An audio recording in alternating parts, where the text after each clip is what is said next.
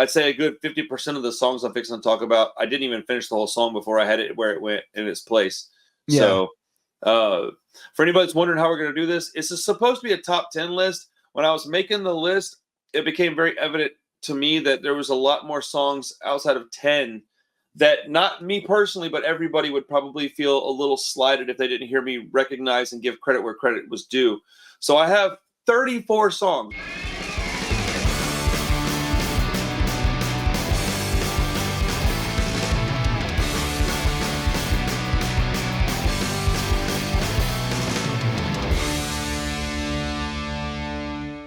What's up, everybody? How you doing? Welcome back to the Punk Rock Review Podcast. Got the homie Rob with us today, and I'm pretty excited, man. We are going to talk about one of the least popular than most popular bands in the entire history of punk rock, and that would be NOFX, a band that we both very much love quite a bit. And yeah, so what's up, Rob? How's your day been going, man? Oh, it's been good. It's been kind of a long day. I've been immersed in like NOFX culture, I feel like, for about the last 3 days, which is generally where I always am, but to have it kind of hyper focused has been kind of fun. And I'm also kind of pissed off too, because like I've been staying away from NOFX just to listen to other stuff for a long time, and now I'm like back in. So, you know, screw all the other stuff that I normally listen to, because now we're back on our NOFX deep dives. It's weird because this is the second time in less than 6 months where we've done a NOFX video that required we listen to a large amount of the band. Mm-hmm. And I guess just the way that I do my research and such, it enabled me to listen to the songs a slightly different way. So I didn't really get tired of it at all, but I did feel a little bit of fatigue, a little bit of NOFX fatigue. Like, I'd say a good 50% of the songs I'm fixing to talk about, I didn't even finish the whole song before I had it where it went in its place. Yeah. So for anybody that's wondering how we're going to do this, it's supposed to be a top 10 list. When I was making the list, it became very evident to me that there was a lot more songs outside of 10 that, not me personally, but everybody would probably feel a little slighted if they didn't hear me recognize and give credit where credit was due.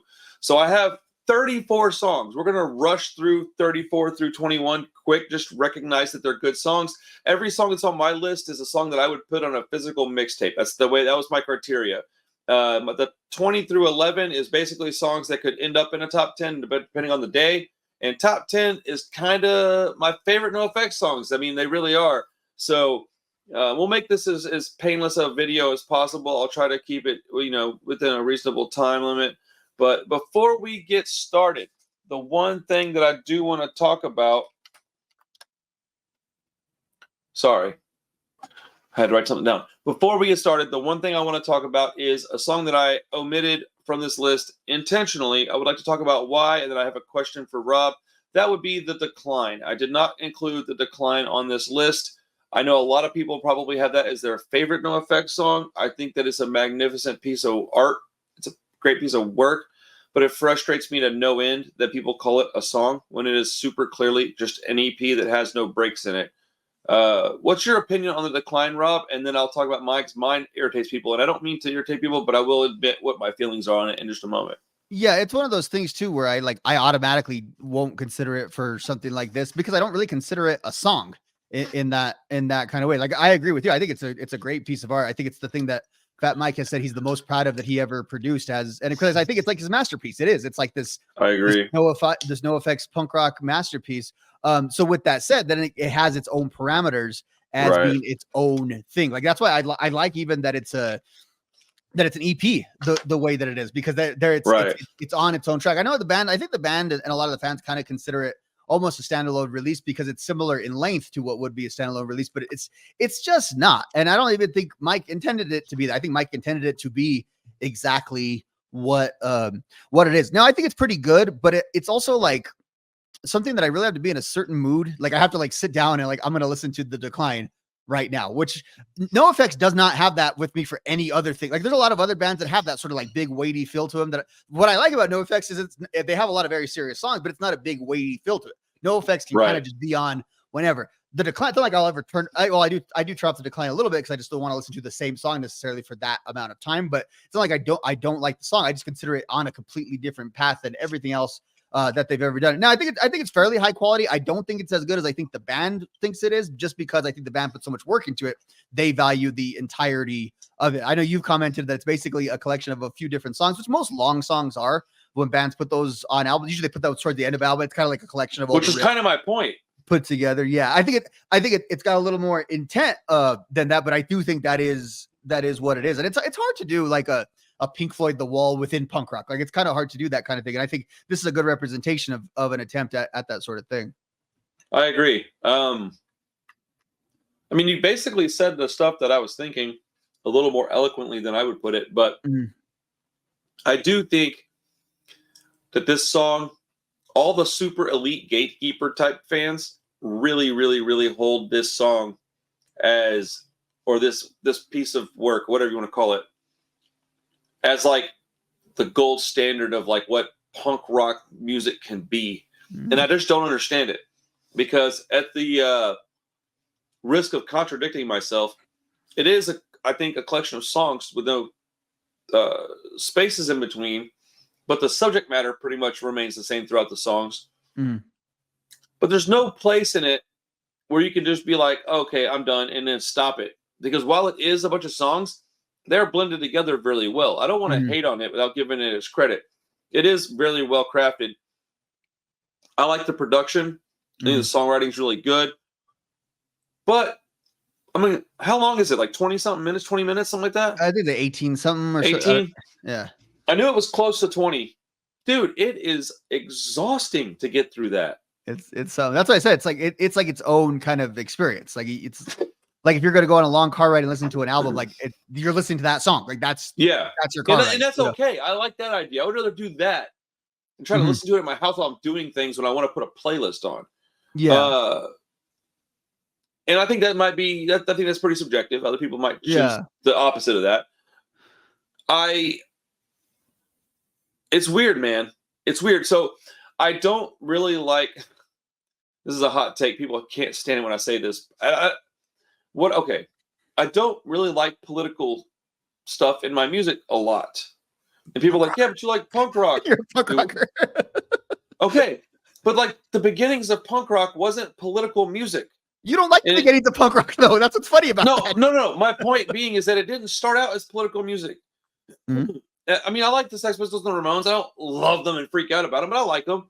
And the Sex Pistols had a little bit of that in there. My only point is that sometimes I don't want politics in my music. I don't mean all the time. I do like a good, you song and a good let's band together and take over the world type of song. I do, and I love union songs. I like a lot of oi music.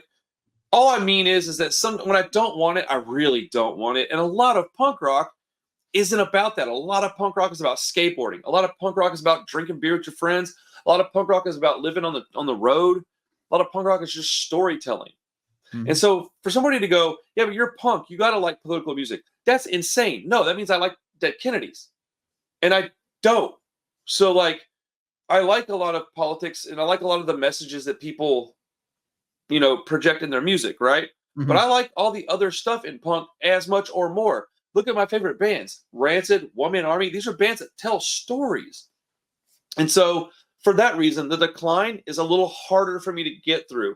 And I made a point once when I did a review on that on my other channel where I said, I just don't like political music. And that wasn't the right way to say that. Right. I don't think that's accurate. And no, I don't like the Dead Kennedys. I don't know. There's your hotter take right there. Jeez. Dude, how is that a hot take? That guy's voice is awful. They're not that good. Awesome. What are you talking about? I don't know what you're talking about. I don't know how you can sit there with a straight face and say his voice is awesome. I had somebody the other day. I think I might have been on a live stream, and they asked me to listen to one of the songs I did, and I was just like, I can't do it, man. I just think it fits those songs though so well. Like you're not wrong. You're not wrong about that. I will agree wholeheartedly that his voice fits those songs. Even more of a reason for me not to listen to them. I don't want to hear them. Like I'm not going to sit here and act like the Dead Kennedys are A, not an important band, because that's ludicrous, or B, that they don't have a handful of songs that I really do like a lot, because I do. There are a few. I am being a little silly about it, but I don't really care for them. I like them. Okay, I don't own any of their stuff. Won't own any of their stuff. I won't wear a shirt because I'm not that big a fan, and I don't want to be a freaking poser. But you know, if I had a patch on a jacket, that's probably all right. So I like them not quite as much as I do the Misfits, if that makes sense. But yeah. Anyway, I just wanted to point out the decline and talk about it for a minute. Give it its, you know, time on the podcast. I think it's deserved. But I just don't think it fits what we're doing with this particular episode. And no, it really doesn't. That's why, yeah, I didn't even think about it. I think of the decline. It was one of the first NOFX things I ever saw or ever had. Is like because it was like right around that time period. A bunch of like kids I knew had the decline as a CD, and I just thought that was like a full length NOFX. Like that's what NOFX was, and I didn't really snap on how it was. So it was a big album. I know, like for me personally, but I really don't stick to it that much. And it's not that I even dislike it. It just doesn't. It doesn't resonate with me for whatever reason. I like the music. Like I don't have your stance on political punk or any of that. I just don't consider it that often. And it's a really off thing for as big of a NOFX fan as I am, because it's so important to the band and stuff like that. It's just not as important to me in general. Yeah. And I love the live at Red Rocks. I love, you know, when they did it with the orchestra. Like I think those things are cool, and I've watched those videos and I've had a good time. It's just not something in their catalog that I just think of, maybe because it is so on its own, because it's both, it's not an album or it's not a song. Like it's actually, like that's why I said like the EP thing's kind of, but it's not even really an EP, because NOFX has great EPs. Some of their best songs are on EPs that were later put on albums. So it really is just its own, it's a one of one. It is definitely something that is a little bizarre in a good way. I don't want to bag on it, you know, all night. I owned it at one point. I probably should get it again on CD. Probably is what I prefer to have it on. I don't know. It'd be kind of a nice, you know what? The decline is really good for vinyl, actually. For vinyl, when you sit down and listen to a record, you want to listen to the whole thing. I actually might look for this on vinyl. I don't even know if it's available on vinyl or not, but I think I might have to go back and get that. And, you know, for everybody that's going to be mad about the political thing, man, just calm down, dude. I still listen to a lot of political bands. It's not my favorite part of the genre, mainly because I use music and movies for an escape. And I've said this on the movie podcast millions of times. I don't really watch movies to like analyze them and break down like the, you know, the shots and the acting, the dialogue and the lighting. And then no, dude, was it a good movie? Did I like it? Okay. That's how I care about it. It's kind of the same with music. Okay. Did it make me feel a little bit better? So, last thing I'll say about the decline is I feel like every band that is on this particular level, because NOFX is on a level of not very many punk bands. Not many bands, period, get to the level of like notoriety that NOFX has gotten in their own particular genre, right? But I think that NOFX got there with the decline, kind of like Rancid got there with Life Won't Wait. And I know we've mentioned that before, but it's like the same kind of thing. When we're talking Rancid records, we always go, well, Life Won't Wait doesn't really fit. We'll put it over here. Like even with the ska song episode we did, how much did we really kind of like, well, does it even qualify as ska? Because it doesn't really sound like it, but it kind of is, kind of isn't. Very strange, man. But I think that NOFX to Decline is awesome. Let's move on. Well, because I don't want to like harp on it, but at the same time, I'm like, I don't want to cave and be like, it's really great, because I just don't care about it. That's why I think it was good for both of us to kind of honestly establish that point that you and I both have on that, like from different perspectives, but we have that same point on that song of where we have it. All right, so I got about, I don't know, what is it, like 14 songs I want to just really quickly name off. These are ones that won't be in my top 20 ever and will almost certainly not be in my top 10 ever, but they're really good songs that I like, and that when they come on, I almost always sing them, and I'm like, yeah, my kids like them with me most of the time. And they're probably going to surprise some people with a few of these. All right. So I got at 34, I got a P off of 45 or 46 songs that weren't good enough to make whatever the hell it's called. Yep. Because I had never really given that album much attention, to be honest with you. And that came on randomly the other day, like before this video was a thing. And I was laughing so hard in the car that I was like, this is what I like about NOFX. And at the very end, they're like, I got a poo. And I'm like, that's the kind of song I listen to it with my kids and we all laugh. And it's just a silly song. It's super short. I love that album. Let me comment that the 46 or 47. One of the first NOFX things I ever wrote. It's really got me acquainted with like the like version 1 NOFX is that album, especially disc 1. Disc 2 was those unreleased songs where I Gotta Pee and all that stuff is really good on. It's that album's almost the anti decline, in that all the songs are super short. It's like you fit in like 40 songs in the course of like an hour and a half, and they are fully written NOFX songs. It really illustrates. That's why I would say if you're kind of coming into this and don't really know NOFX, I think that one's a good little sampler even though there's not a lot of infamous NoFX songs. I mean, like songs we'll talk about. No, but I would agree with none that. of like the hits, but like what is NoFX, especially before Errorism. I think that's a really good representation of them. Well, that album will come up again here in a little while, but it's just a good record. My first experience with NoFX was I heard It's Like Alive. So all the songs on that record are songs that I love. No matter what album they're from, that album I love. Like that to me is I'll pick that over like all their first 8 albums, maybe 7 albums or so. Anyways, let's go. Let's keep moving. 33 and 32 both came off of Pump Up the Volume. I got Bottles to the Ground and Thank God It's Monday. Both songs that I really, really, really, really like, but I don't know that I really, really love them. If I was making a list that was a master list, I could take it to the island with me, and I could only have 10 songs. Those 2 wouldn't make it. But if I had 34 songs, they would. Like that kind of, they're both really good songs. Right on the bubble. Yeah. I agree. Bottles to the Ground is really good too. Really just a little long. It's funner live. That's actually why I took it off my top 10. Yeah, it's funner live than when you listen to it. In person, it's a little repetitive. Now, live, everybody's having a good time. One more round, and you just want it to go on forever when they're doing it live. Yeah. And hopefully I'll have footage of that pretty soon. I'm going to go see them in Dallas. So 31, my song is, I don't know if some people aren't going to understand that, off of my favorite NoFX album, which is Ribbed, Brain Constipation. That song rips, dude. It's just got like it's like a mid-paced, like, I don't know, man. That song, you can hear it back in like the early 90s and go, oh, I see where they're headed. That's how Ribbed felt to me. Number 30 is off of So Long and Thanks for All the Shoes. It's My Job to Keep Punk Rock Elite.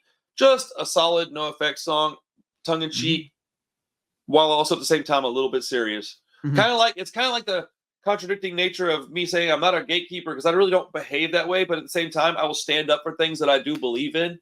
It's a contradiction, man. It is what it is, bro. So I have to be okay with that. And I get called on sometimes, and I just don't care. Like, it didn't bother me, man. We're imperfect people, and we do contradict ourselves quite a bit. I'm not speaking about me and you, just us as a people. Number 29, White Trash, Two Heaves and a Bean gave us Please Play This Song on the Radio. This one was way up on my list. It just kept getting moved back, but it's a great song, man. It's one of my favorite NoFX songs, and it's one of the funnier ones, in my opinion. Oh yeah, I think that this is the kind of song where you can listen to this and go, "Oh, I see where Blink-182 and MXPX get it." Like this is the song. You can point to this song and be like, "Oh, they're making fun of those bands while simultaneously influencing those bands." Ha! That's hilarious. That's a perfect example of the genius of the writing of Fat Mike. There's a lot of that in these songs. A lot of double entendre. Yeah, we're about to do. We're about to get into for a band that sings songs about not taking showers. They have a lot of very deep lyrics. I love that song too. Shower Days. Shower Days. Yeah. So off of number 28, off of Pump Up the Volume, another album that you'll see a lot on this list is What's the Matter with Parents Today, because it's the better version of the What's the Matter song. It's so well written. It's like the most clever song. When I first heard it, I didn't really care for it. And then like within 2 listens, I had completely flip-flopped and been like, oh, this is one of my favorite songs on the record. You have any comments on that one? I love that song. That is one of those, the anti-skip song. Like that one's coming on. Like, and I'm just, Mom and Dad, how'd you get so rad? I know, dude. It's such a great song. When I saw NoFX 2 years ago, they played that one. I was so happy not a lot of people knew every, like, they didn't know, like, about your, hanging out with my Misfits records. It's so funny. Everything about that song is just hilarious. That's the stuff I like about this song, is that you get all these references to stuff that we do in real life. So when you hear that Fat Mike's laying around listening to Misfits records and he's making fun of his parents, I'm like, oh, that's me. If my dad played my records, that's how I would feel. And that's what I like about that song. Then we go down on 27 on the War on Errorism, excuse me, I misspoke. Whoops, I OD'd. So that song's got a lot of personal meaning to me. I don't want to get too deep. We're going to get into that here in a little bit too. There's a lot of songs throughout their discography where Mike tackles the subject of addiction, recovery, failing at both. You know what I'm saying? You can fail at addiction, I promise. But the only way he knows how to cope with it, in my opinion, is to be funny about it. And he doesn't know how to seriously sit down and talk about it. He writes these silly songs. And I think that's great because people like me can cope with it with him. And it helps a lot of people, I think. A song that an album I didn't really think was going to ever get talked about by me is Double Album. And my favorite enemy is number 26. That song is freaking rad. That album doesn't have a lot for me. That song is really, really good. Yeah. A lot of the individual It's not a bad record. It's just on that album are okay. Record. I feel like if you put all like there's no song I object to on that album. But I feel like if you just put those songs on other albums, it would be pretty good. It just does, there's not like the one song from that album that you're just like, that's the double. Like I haven't listened to it since last November. Like unless it comes up, you know, on a thing. I haven't listened to it since it came out and I did a video on it. Like it felt to me like it was all B-sides.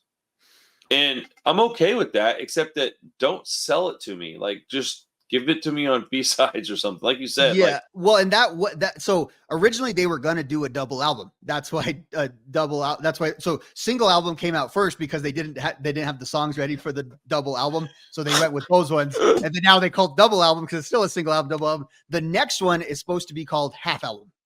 And it's supposed to be possibly a triple record. I don't know. Oh man. Like that. But yeah. So Mike said there's about like a few hundred, like basically kind of unfinished or finished NOFX songs that they still can just put out in the, like, as they're wrapping up their career. Like he said, expect a lot of new NOFX in the next couple of years. I do appreciate that because anything that they write, I would like to listen to at least once and then make my judgment on it after listening to it. I can't stand people that go, oh, well, I don't want to hear it because it's only going to be blah, blah, blah, blah, blah. You don't know, dude. We don't know. I don't know what the new Green Day is going to be like, and I don't know what the new Alkaline Trio is going to be like. I know what the songs that are released sound like, and for the most part, I like them. But damn, dude, I don't know. And that's crazy. I didn't know what the Rancid stuff was going to sound like. It's so dumb. All right, let's move on, man. Number 25 is off Punkin' Drublick. It is The Bruise.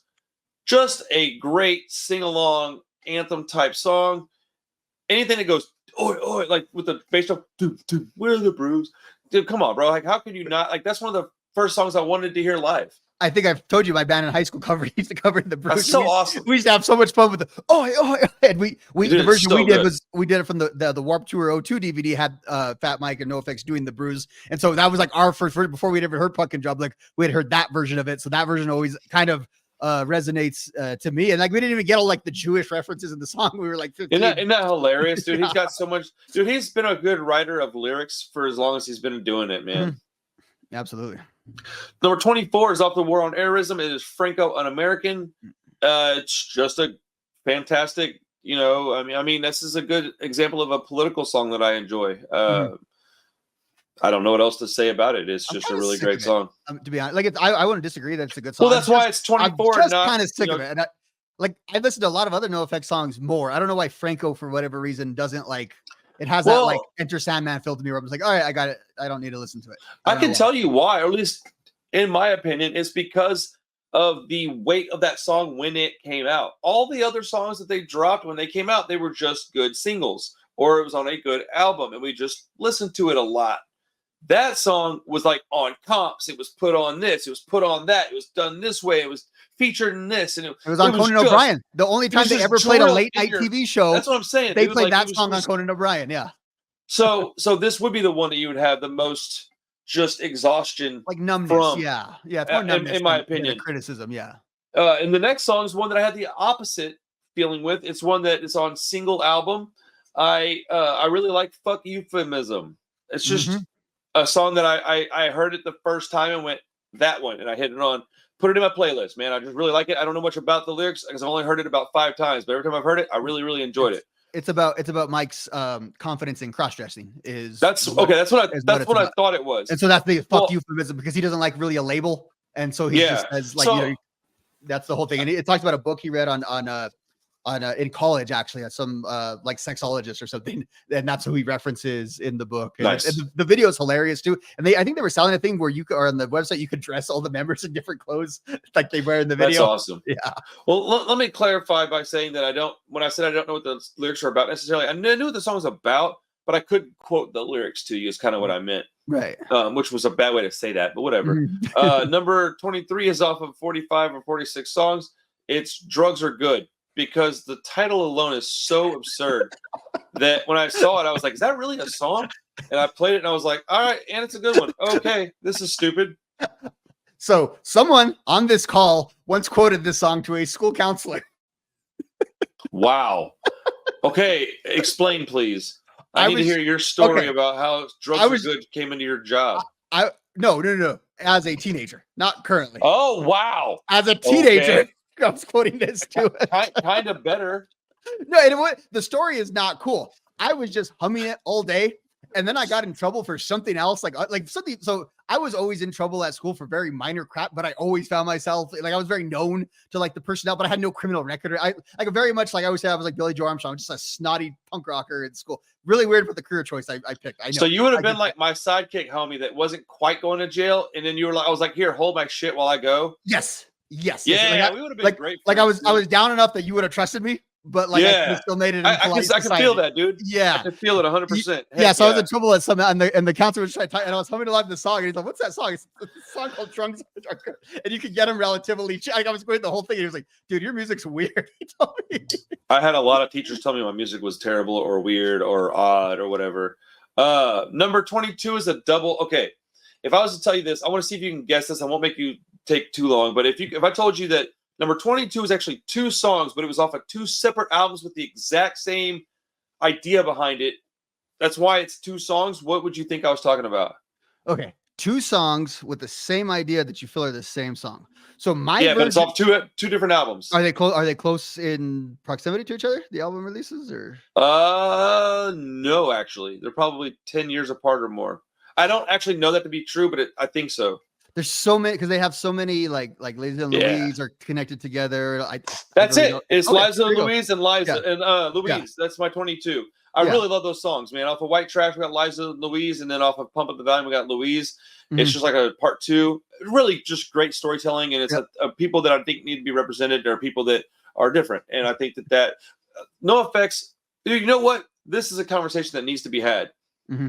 NOFX was a band that, when I was not really understanding me or what I liked or what my friends liked or what they were into, sexually, personally, all that stuff really helped me be comfortable, if nothing else, thinking about it, because mental health is important. And if you don't have something out there that you can resonate with and go, oh, maybe I'm not so strange, because I am weird, dude. If I wasn't weird, I wouldn't have face tattoos. It takes a lot of weird to be us. Mm-hmm. So I have other things in my life that I don't talk about. I've got experiences that were terrible that I don't talk about. But with songs like Liza and Louise and all of it, fuck euphemism, all these songs, man, I wouldn't have had the courage to just be myself, and I wouldn't have had maybe the strength to stay around. Does that make sense? I don't want to be too graphic, but like, I think that NOFX deserves a lot of credit with being the type of band that could help somebody mentally and emotionally in a way that maybe other bands couldn't. And they do it through a lot of silliness too. Which it's just funny about that. And I think that's why they're so accessible though to people like you and I, who are kind of fundamentally unserious, but you and I are very deep like thinkers and stuff, but we're kind of fundamentally unserious people too at the same time. And I think NOFX really cuts through that very, very, very, very, like NOFX's lyrics are very depressing. If you actually break a lot of it down, they're a very sad band, but they're hilarious and fun and jokey band at the same, like they're very much both those things in full, like on full display. 1000%. And that's kind of what I'm getting at, is that when you have a band like this, that they could talk about cross-dressing and weird sex stuff, and you're like, oh, this is uncomfortable, but then they make a joke out of it, and you go, ah, ha, ha, ha, but it gives you something to connect with. While I might be straight, I had a lot of friends that weren't, okay? Mm-hmm. And I didn't want to be uncomfortable around them in the 90s, dude, when it was kind of weird. People think of the 90s as this great decade where everybody was accepted. That is not true. No, yeah. People were ostracized. They were picked on and beat up for being gay or being... there's a lot of racism in the 90s. That, like, I know there's some out there now. Dude, I remember it being way worse in the 90s, man. When I was in high school, I was in the locker room one day, and there was the football team, predominantly black, and there was this kid named Cody. I wish I could remember his last name. I didn't like him. He was a corn-fed white boy, kind of a big redneck type kid, and I just didn't like him, man. He picked on me all the time. He was a big, strong dude. But my sister always hung out with the cheerleaders and the hip-hop type kids, right? So I knew most of the football team because two of the guys one had like, I guess, hung out with my sister, but one was her boyfriend. And so I knew a fair amount of those guys just because they were hanging around. And so I'm in the locker room, dude. And I'm like, I don't think I was getting dressed. I didn't really dress out for PE. I was that kid. I was like, bro, I'm good, man. I'm not going to jog. I'm not going to play basketball. I'm going to sit in the corner and listen to music. And so I was in there, and then I heard like a rumbling. And then I heard like something, and then the M-bomb dropped. And I was like, whoa. And that caught my attention. So I look around the corner, and there's all these dudes fixing to beat the shit out of this kid, Cody. And I'm like, well, you kind of get what you give, buddy. Like, I don't really feel bad for you. And the outcome was so insane that, like, even saying it back, it just doesn't sound real. The guy's like, hey, man, why would you say that about me? And this kid's like, because I don't like people like you. And I'm just sitting there with my mouth hanging open, thinking like, oh, you're about to get murdered, dude. If nothing else, shut your mouth, man. Like, what are you doing? And so one of the football player guys is like, hey, man, you can't talk to us like that. And this kid literally is just standing by himself. And he goes, I'll say whatever I want. I just couldn't get over this, dude. Jeez. Basically what happens is they get into a fight. And that kid, Cody, beat the living shit out of like 3 of them football players to the point where they didn't even keep fighting with him, right? I mean, he got beat up a little bit, but he knocked out 2 of the teeth of one of those kids. There was teeth on the floor. Dude, it was a big deal, man. It was in the newspaper out here. But I say that to say that, like, that's how racism was back then. It was so prevalent that a kid by himself in a locker room felt confident enough to stand up and yell that at a bunch of black dudes. N-word, hard R, no shivering, no nothing, bro. Dude just stood on it, bro. And if that's not a good thing to stand on. Like, it takes, I guess, stupidity. I was going to say courage, but stupidity to do something like that. But, like, I don't remember what I was going on about, but like, the 90s wasn't that great of a decade, man. It was yeah, bro. It was a wild decade.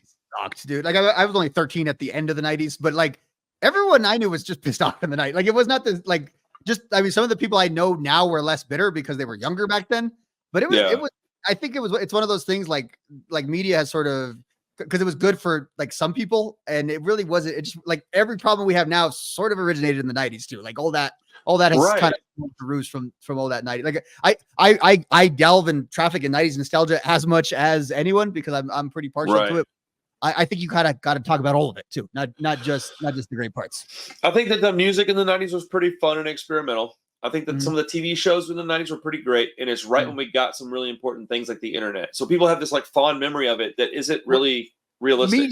Media is really good in the 90s. Like I always say, I like the mixes in the 90s. I generally think like most artists' best work, that were post 90s came out in the movies. I love all those 90s big butt when they would spend money on like not big of movies, but like they were just. I think it's the last time anyone had money. Like it's the last time creatives had money. Probably is actually because I was just saying with the internet and that kind of thing. So that's the last time without being one of the big giant corporations like Disney and Marvel and all that stuff have money now, but that's all the same umbrella. Back then, everybody got their piece and could do what they wanted with it.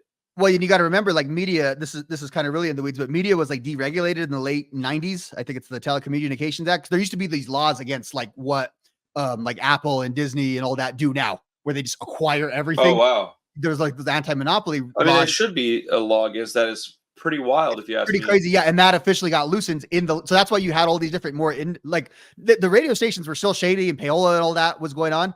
But at least there was more than one company that ran the radio before then. And that's how like Clear Channel emerged out of all of that, because Clear Channel was able to just absorb all the state. And now Clear Channel basically controlled what music was, which was a really shitty time to be in control of music because no one's going to make money off music anyway. So I don't know what they really want.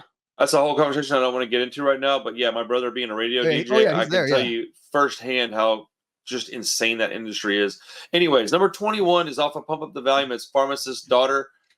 It's a song that I struggle with. The only reason it's so low on my list is because of my personal struggle with pharmaceuticals, but it's also why it's on my list, because I while it's one of the songs that makes me cringe sometimes, I also go, such a familiar, lifestyle. But yeah, those are my must talk about songs. Let's get into our top 20. We got number 20 through 11 right here. Number 20, this is when we start getting into like some of the best songs in punk rock, okay? Because Mhm. NoFX is one of the best bands in the genre, in my opinion. Mhm. Let's see here. Sorry. So number 20 is off of Wolves and Wolves Clothing. It is Getting High on the Down Low. It's just a great song. It's clever. I like his clever lyrics. That's what I like. I like that nobody made a song called Getting High on the Down Low before, and I thought, how did nobody think to say this? Because it's so clever, you know? Yeah, and Mike has you can tell Mike's like a big like reader and all that stuff because he has so many turn of Yes. phrases that he just comes up with.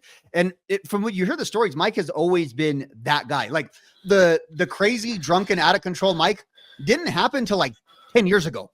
Like I always thought that he never seemed like that guy until recently. he wasn't. So he talks about it. He was literally 32 when he first did like any hard drug. And he said he told his wife Erin, he said, well, we're rich. I have a label. I can't blow all my money, so I might as well give this a try. Like that was literally his thought process on like trying cocaine in his early 30s. Before that, That's he'd only insane. drink beer and taking some pills and all that.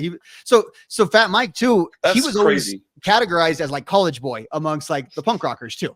Because he actually did he left NoFX in the late 80s to go to college. He was gonna be like a real estate agent. Actually, that was his big long-term plan. It just happened like 89 or whatever when he got back from college. The real estate market went up, and then he went on You tour. show up to buy a house as Fat Mike with blue hair and a Can you vinyl imagine suit that? on, like, Yeah. Yeah, so there's something about Fat Mike. Extremely astute, but Fat Mike does not lose money, even though NoFX loses money all the time on stuff. They don't really actually lose money on anything. Fat Mike is like the most astute businessman you ever seen in punk. Like all their tours are profitable, like to like an insane amount of level. It's actually why they don't have to do a whole lot in the last couple of years because everything they do does garner profit, kind of regardless of where they are on the pecking order. Like yes, they sold more records in 1994 because everyone did, but right. the way that Mike has managed that system in a really efficient kind of way, and they have in a true punk rock fashion, they have like the same crew that they've had since like the early 90s and that kind of thing. So they're very for such a dysfunctional machine. Like Smelly says, we don't rehearse before we go and think we have shows that are canceled all the time. They do really, they've always done really well financially, which is kind of a weird thing. I don't know. I don't know how weird I think it is. I guess I do kind of think it's weird. I just never really considered it. It's just funny against the persona of what you think of them being as this dysfunctional people and stuff. Well, people always have this stigma that if you're a punk rocker and you're successful to any degree at all, you're either a sellout or a poser. And I think that's the most insane shit I've ever heard in my life, dude. We all have bills to pay, and every person I know would like a little more money to make their life a little bit easier. Now, you might be angry about it, and that might make you some crusty punk kid. But if I offered you $1,000, you would take it. Like, let's not be ridiculous. It's insane the shit people say. Number 19 is a more somber song, a heartfelt song, and one that, while I didn't go through the exact same thing, I went through something very similar. And so I resonate with this song quite a bit. It is off Coaster. It's My Orphan Year. It is a very important song to me. I love that song. I as well. It was my number 11 on my official list. Okay. It was the one I wanted to make sure I talked about, even if we didn't talk about it, because it is a really good song. And I would suggest check out the it's on YouTube now, but he did like a MySpace session or something back in 2006. There's the acoustic version of him doing it, and he's doing it in like 06, 07. So right after his his supposed, or well, not supposed, his actual, both of his parents died within pretty close proximity to each other. I think his dad died in like 06, 07, and then his mom a year later. So okay, I wanted to, before I move on, I wanted to ask you to repeat what you just said. It's on. What do I look up? So just look up My Orphan Year, like acoustic maybe, or something like that. Oh, acoustic. That's what you said. You'll see. Yeah, and you'll see it's him. It popped up It's him in like a studio. Yeah, I think it's even okay. I just want to watch it after we're done. It's just because it's such a heartfelt song. It's we generally don't get like NoFX ballads, so to speak. Right. But that was that version too. And there's a live version on YouTube too of him doing it like at the punk show. And he's, all right, guys, time to get really sad about our song here, and they pull it off. Here's a question for you. This is something that I don't really talk about a lot because it doesn't need to get brought up because it's a specific thing to this band. But do you ever think So, okay, how do I frame this? So, in the last, let's say, 5 years, NoFX has become this like god tier band, right? Fat Mike has become this like punk rock idol type dude, like where he's just like everybody's favorite dude, which I think is hilarious because back when I liked them, nobody did. Um, he's becoming more serious. He's writing more serious stuff and he's doing more serious things. Do you ever get to where you're like, man, fuck you, man. Why didn't you do this earlier where we could have gotten more quality out of what you were doing? Because I like when he does this stuff. Or is it just, it wouldn't have been the same back then because he wasn't who he is now back then? How do you look at that? Because I think about it frequently and it just popped back up in my head. And I wanted to bring that up. Yeah, I actually I don't think about that often because I think whenever you got like the stuff like the My Orphan Year, that stuff, the reason why it stood out is because it is so, you know, left field from That's a good point. What you're thinking about. And I just don't think like they could not have competed, strangely enough, they could not have competed like on the Bouncing Souls territory. I don't think they really could have done that for a whole bunch of albums and all that sort of thing. And then with like Mike's like legacy, you really don't. No, I don't think they could have had an album of all serious. Like maybe they could have, but it would have like it's wasting their talent. To be honest with you, like most bands, you say they're wasting their talent by having all this serious stuff. I think NoFX would have been wasting their talent by having a bunch of albums like that. And look at like I love Single Album. It's one of my favorite NoFX albums, but a lot of NoFX fans don't really like that album because it's a serious, slower. It's a lot of those things like you're saying. Now, the Fat Mike thing in general, I think is a little odd because he was at his lowest point too in like the public persona like 2 years ago. And then really as soon as they got the NoFX final tour and he got the museum going, then he's back to being like re-enshrined at the, because a lot of people were pretty done with him and it's not like one thing, it's like a lot of different things that it had built on. And so he's not fully sober now. Like he's not what you would consider sober, but but he's not out getting wasted every night. Yeah, he took a mate, and a lot of it is, I think, his he got divorced twice within the course of about 7 years. And Mike's a sensitive, very structured, again, very like normal dude, like very normal human emotions that this really weird guy seems to have. And I think now he's settled into that other relationship he's got. He seems kind of happy. He seems more. He's still weird. He's still Fat Mike, but he seems like he's a little more conscious of the fact, like he says on that song on Single Album, everybody's going to forget all the cool shit you did in your life. They're only going to remember like who you were for these last couple of years. And I think he's somewhat conscious of that, I think. Yeah. I was just curious. Number 18 is off of Ribbed. Again, my favorite NoFX album is Ribbed. Not by a lot, but it's the only one that has the amount of no skip songs that it does. I tend to not like their goofier stuff. So number 18 is LA. Bro, that song rules, man. There's nothing else to say about it. It's just like a rad, thrashy punk song. It's like a great crossover song with some metal in it, and I really like it. It's one of the songs that when I was young I used to skateboard to, and it was on a bunch of mixtapes. It's got a lot of memories for me.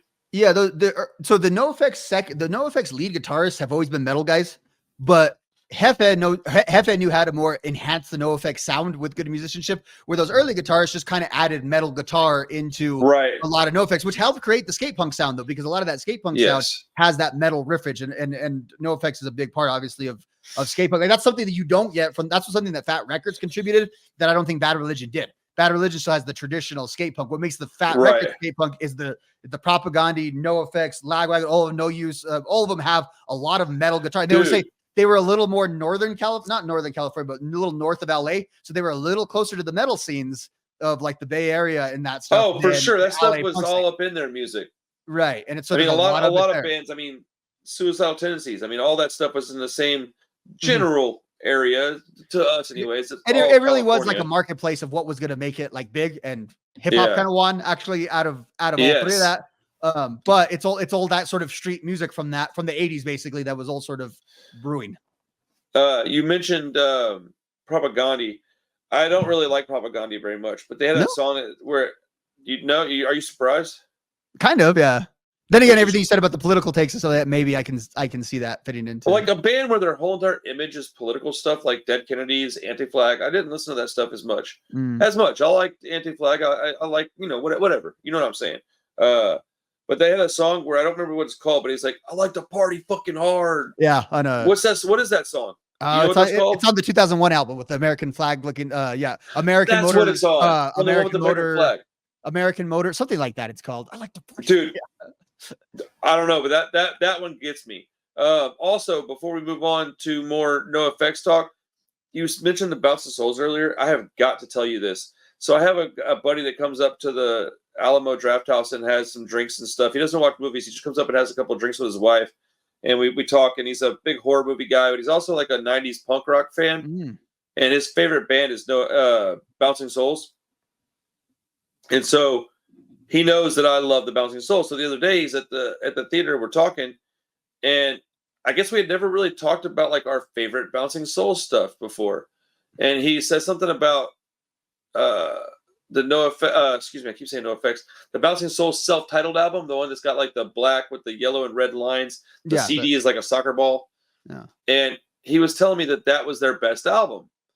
And I was like, I mean, I really, really, really like that album. Like, it's definitely got some of my favorite songs on it, but it's not their best album. And then he goes, okay, well, maybe it's How I Spent My Summer Vacation then. And I was like, what are you talking about? And then he goes, well, what do you think their best album is? I was like, it's not even what I think. It's what everybody thinks. It's Anchors Away. And he goes, oh, well, then what do you think's after that? And I was like, Gold Record. And he lost his mind, dude. He was like, Gold Record sucks. Blah, blah, blah. I was like, what is basically Anchors Away 2.0? And you pointed that out to me, Rob. But like, I was like, how can you say it sucks? Like, I couldn't believe it. Anyways, I just wanted to say that people that talk like that are crazy. And you shouldn't say things like that. It's not true. Dude, it was so nuts. I so wish you would have been there with me to back me up on this. But a live in-person podcast defense. Yes, dude. And this guy's wife, she gets so irritated with us because all we do is argue when we hang out. Like, bad, dude. Like, and at the end of it, we're like, all right, man, see you later. All right, bye. Like, yeah. You tend to have that relationship with a few people. Yeah, that's just how I roll, man. It is what it is. This one will make people argue with me. Number 17. What is the one song that you would imagine would be like in my top 3 that when I put it at 17, you just know people are going to have something to say about it? Is it one of their infamous ones or like one of it's like their biggest song, probably. Oh, so Linoleum then? Yes. Yeah. You said that so quick. I'm with the comment section then. I support them. Yeah.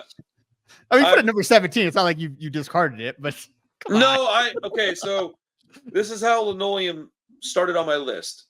I had it at number 3. And I was like, okay, this might be number 1 though. And so I listened to it a few times and I was like, yeah, this is number 1. And so I put it at number 1. And then when I got to the songs that are on my 10, it just kept getting pushed back and pushed back and pushed back and pushed back. And I was like, dude, I'm just going to put it where I need to put it because people are going to get mad no matter what I do if it's not like 1, 2, or 3. Like, so it landed at number 17 for me. It's a great song. I love it. I love that song. It's probably one of the first NoFX songs that I like remember singing and knowing all the words to and stuff like that. And it's one of the ones that when they play live, it's probably one of the more emotional songs for me. But on a disc or on a record or a playlist, it doesn't fall quite that high for me. It's at number 17 for me. Now, tell me how stupid I am, and it's probably number 1 for you. Yeah, literally. So my list started out with that at number 1. It stayed number 1. Nothing even got close to it. It grew on the number 1 as we went. So I have the exact opposite take of you. I agree with you though. In the lives, like to me, it's their most. To me, the reason why I like it, other than why, because it's a cool song, it's their most resonant song that they have. We talk about all the things that resonate with you. Something about, I think it's his singing it. Like the lyrics aren't particularly profound. I mean, they're good, but it's the way that's me on the, when he goes to that whole thing. There's a certain sadness with the way he sings it. Yes. That like attracts you to that song and like drives you in to that song. It also doesn't have a chorus, which I love. I just had to throw that out. Like as Smelly said, most big bands have their formula, verse, chorus, verse. Our most famous song doesn't have a chorus, as he says. It is weird. It's a song that has spawned a spin-off sequel to Kill It, and it didn't take because NoFX decided to retire after the fact. So now they brought Linoleum back into the set after trying to kill it officially. It's pretty funny. Yeah, it's a song that I'll just never get the timing right on bass ever. I'll never get it right. I'll never be able to play Linoleum. Oh, really? Yeah, it's that, and most people who know how to play bass can actually probably do it. It's just that crappy, not crappy, but that very specific off timing stuff that you can say crappy. It is crappy, sir. No, it's not crappy. It's just unconventional, is what I want to say, because it takes a lot of skill to do it. It's just the rhythms and stuff, and it's not that complex. It's fast. It's NOFX. It's intent. Like the NOFX music is extremely hard to play. I don't think people have quite an appreciation for even like a song like Magnolia, which sounds like a simple punk rock song. It's extremely difficult to play. All their stuff is very difficult to play. It's the same thing with a lot of punk bands. It's a bunch of kids that didn't really know how to play very well, learn how to play while writing music. So the music that they wrote is very much unique to them. That's why NOFX, while they still sound similar to a lot of bands really are just sounding similar to NOFX. Well, and I would say NOFX is the most of like all the self-taught bands, as they say. Not every member. I should say, because Jefe. I was gonna say Jefe is not. Jefe, so, really like but that. as Jefe said, he had to basically unlearn everything he had learned when he got a NOFX, because being that they didn't know the rules of music, as you're saying, they went against every single one that you would naturally, and they weren't doing it to be punk or anything. They simply did not know. Like the early NOFX is terrible. Like NOFX is a really old band. People don't realize it. They are as old as Bad Religion. People don't really think about that. They were around in like the late 80s, maybe even the mid 80s. Mid 80s, yeah, mid 80s. They're around in the mid 80s. Now they gain no traction till basically till Suffer comes out. And then all of a sudden, Ribbed sounds a lot better because it's very inspired by Suffer. But they kind of found the stuff, because they literally sound like crappy punk. Everyone says, "Oh, we're crappy punk kids." No, all that 80s NOFX actually sounds like crappy punk rock kids again, who don't really know how to, like. There's talent there. You can tell there's something, but they simply don't know how to do it, and they're not as cool as like the 80s punk either. So that's why it's kind of it's very disposable, and the band would even say that. They didn't look like your prototypical punk rock kids. They didn't have like mohawks and shit. They were more like long hair, baggy t-shirts, skater kids, because that's kind of what they were. They were surfer types, Right. And you got to remember, Mike is literally from Beverly Hills, so he's not exactly from the streets. Now he wasn't a super rich kid, but as he said in the song stuff, his mom's clients always were in Beverly Hills, so his mom thought, well, we already kind of live here. Let's just raise you here. You'll stay away from all that darkness in the city. Oh, look at me now, Mom. All right, let's keep it pushing, man. Dude would wear a polo shirt to his first punk show, and he got beat up, so he wore a different color one to the second one. He still got beat up. That's awesome. All right, go ahead. We had to throw in Mike's polo story. No, it's all good. We still got a long way to go. I just don't want to, man. We're at like 51 minutes. People are gonna hate this podcast. They're not. They're gonna love it. Number 16 is off of my favorite album, Ribbed, Green Corn. I just love that song. Nothing else to say about it. It's just a good song. Yeah, great song. Good sing-along song. Good fast NOFX street punk stuff or skate punk stuff. Dude, I am fidgety like nobody's business tonight, dude. I'm sorry. Then number 15 is off of White Trash, Two Heaves and a Beam. We got Sold Out. Another one of those songs with a really clever title that I just, when I first saw the title of the song, I was like, I wonder what that means. So I listened to it because I didn't understand it just meant sold out. Like, but sold out. It's I don't know, dude. He's got some of the best lyrics, man. I love the stuff this guy talks about and how he says it. And then we're gonna get into some really weird stuff, because you also know that I'm not. I wouldn't call myself like religious, but I'm a little bit. So there's some songs that are gonna surprise you where they're at on my list, I think. Number 14 is off of Ribbed as well. It's probably the most famous song off Ribbed. It's Moron Brothers. That is man. Okay, so that song. When I first heard it, it was on I Heard They Suck Live. And I think, if I'm not mistaken, that was probably my favorite NOFX song at the time. Yeah, just a really great sing-along song, man. Biographical, too, on Smelly and DJ. They really were the Moron Brothers. That's who that's about. Oh, really? They really never even knew that. Yeah, they really do have. So DJ, I think, was like the roadie, and him and Smelly, they were just terrors all over the place. So they called them the Moran Brothers, peeing in people's sinks and stealing stuff from every town they went. Like, they were just basically like the most annoying drug addicts you've ever been around. And they were together. And like, as Mike always says, until the mid-90s, Mike never thought of kicking Smelly out of the band, because he always showed up for the gig and ready to play, even though he just caused chaos. That's like, pretty important, though. Caused them so much trouble, like basically up and down the coast. Like, they were not welcome anywhere. He would steal from all the squats they would go to. They were the moron brothers. That's hilarious. They would tattoo each other in the middle of the night. That's why he talks about tattooed fingers, tattooed toes, and they were very good at it. But yeah, that's hilarious. It's supposed to be everything in that song is true. Yeah. The next song is the inspiration behind a T-shirt that I made my daughter off of Pumpkin Drublet. Jeff wears Birkenstocks. I made her a tie-dyed Rancid shirt. I was literally like, wait, is that what that guy says in that song? And then I went and looked it up just to double check, and I was like, that's awesome. Here you go, sweetheart. made her shirt. She was wearing it yesterday. And then on number 12 is off Coaster. We have Suits and Ladders. Just a really great song. Okay, we're really at the shit now, dude. Number 11, honestly, could have been in the top 10. Number 11 is off of Wolves and Wolves Clothing, which I think is just super underrated record, man. I don't know how else to say it. It's The Man I Killed. Boy, that's a heavy song, man. That's a really, really good song. It's kind of short, but it's just a very sad story that I really like sad stories. I used to drive around. I'm a law-abiding citizen, except for that one that I killed. I just love the way he says. I love when he says like serious stuff in that comedic kind of way that he always does. He does it a lot. He does that all the time. He's very good at it. So where are we at on your list? Have any of these made your list at all? Linoleum. So Linoleum, my outside looking in list. I had My Orphan Year that you had. I had Punk Rock Elite. I said there's a few other that you said that I would have had, and then on my main list, I so far have just had Linoleum. Yeah. Okay. So number 10 is off of Wolves. It's C and Double the Triple Rock. Just I think anthemic. You're gonna see a trend in these next 9 songs of like, oh, I see the exact kind of NOFX songs that he listens to. You like. There's a very specific style of NOFX song that I love it. I'll never not love it.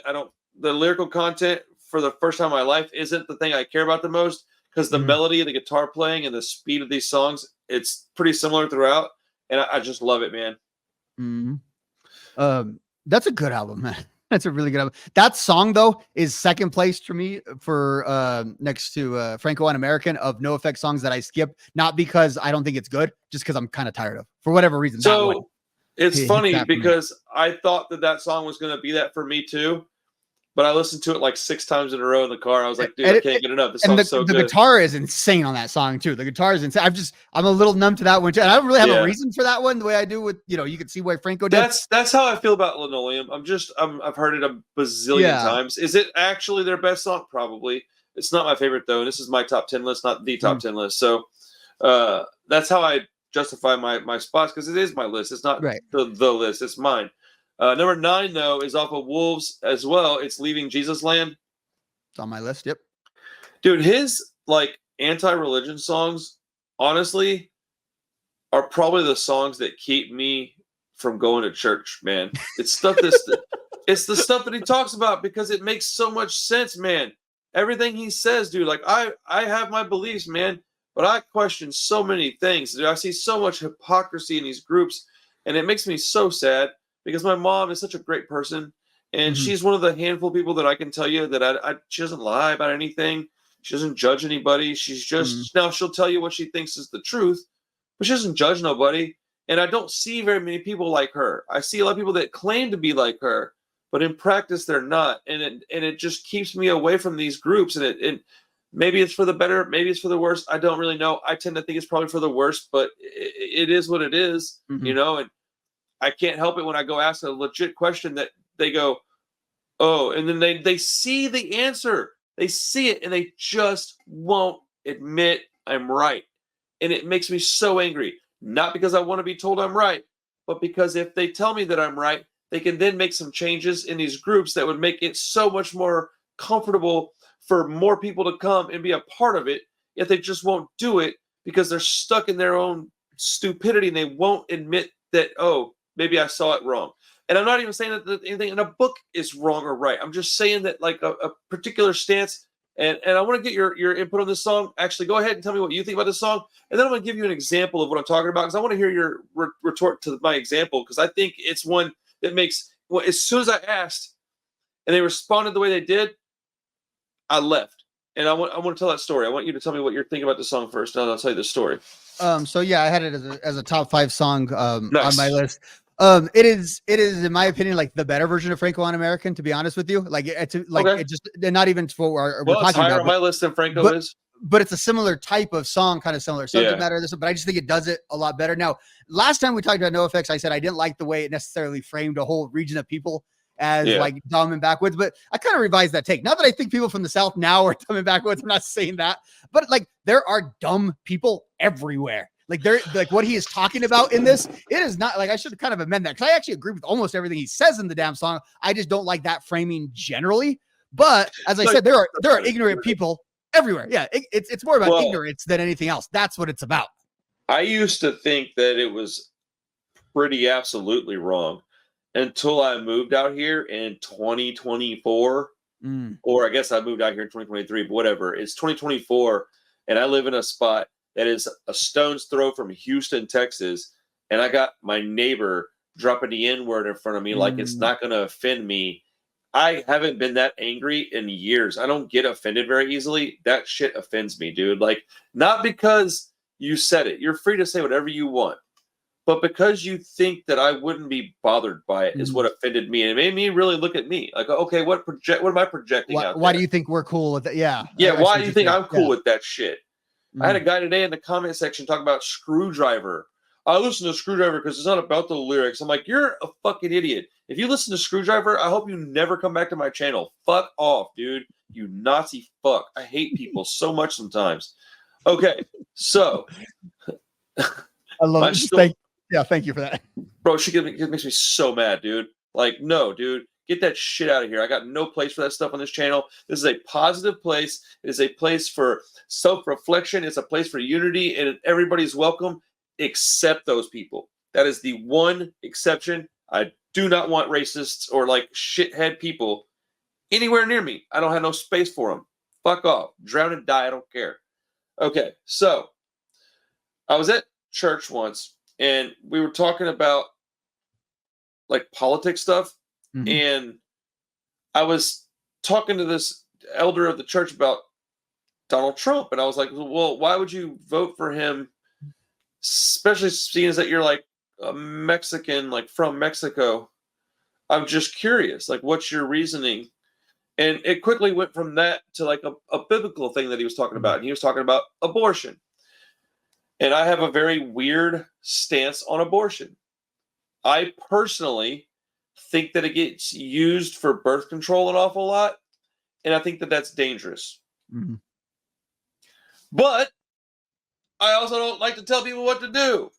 So like there's this weird confliction there where I'm like, okay, well, this is my personal opinion, but you do whatever you need to do.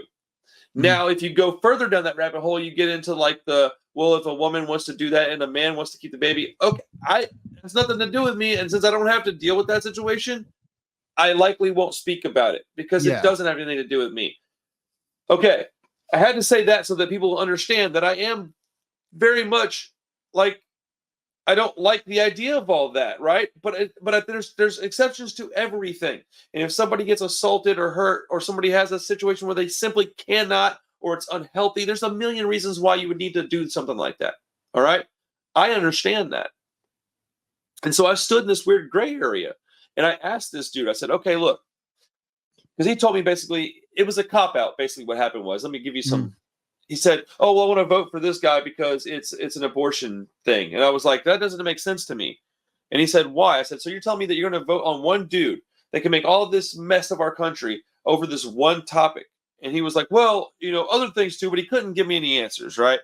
And basically I said, okay, so I said, why is abortion that big a deal to you? If a sin is a sin is a sin, why are we not getting mad at these dudes over here who are cursing a lot? And he's like, well, and I'm like, well, what? You said there's no degree to it. It's just, it is what it is. It's a sin is a sin. And he's like, yeah. And I'm like, okay, saying that, let me ask you this. I said, if you're telling me that you don't like abortion because it's a sin, yet likely the people that are doing that aren't churchgoers. And he's like, okay. And I said, okay, you with me? And he said, yeah. I said, all right, because this is going to irritate you. And he was like, okay. I said, so Then this person goes in and they have a child. And he's like, okay, that they didn't want to have. And he's like, okay. I was like, so now they're poor, they're angry, they resent this kid. They're going to raise this kid in a way that you personally believe is not right. They're not going to be like churchgoer. And he's like, okay. And I was like, okay. So now you have two souls that are likely lost. And he's like, okay. And then you can start seeing his wheels moving. He's like, oh shit, I know where he's going with this. And I was like, so that's a better idea than maybe help her do it the way that's safe, counsel her afterwards, and maybe be nice and don't judge her, thus changing her mind, her way of thinking, and maybe bringing her to the light, quote unquote. And the baby that got a free ticket just goes to heaven. Why are you sticking your nose in their business? It's between her and God, right? And like it, when I say the word deflation, the guy deflated like a balloon. Just all the air left him because he had no answer. Because the right answer is, damn, you're right. Maybe we shouldn't just shit all over everybody for something that's just as bad as whatever this guy's over here doing. And this is why I am who I am, and I do what I do, and I don't go to places I don't go to, because I don't understand hypocrisy like that. I don't understand why you could tell somebody that it's okay to do this, but it's not okay to do the exact. I just don't understand it, dude. Like it's between them and the Lord, okay, in my opinion. Mm-hmm. And I don't.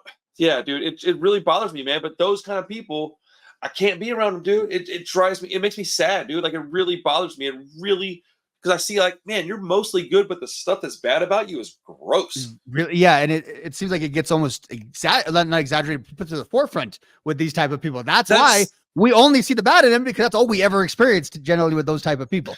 And like, if I could see your feeding of the hungry or healing of the sick, maybe I would appreciate you a little more. But I tend to only see you hating people is kind of all I see.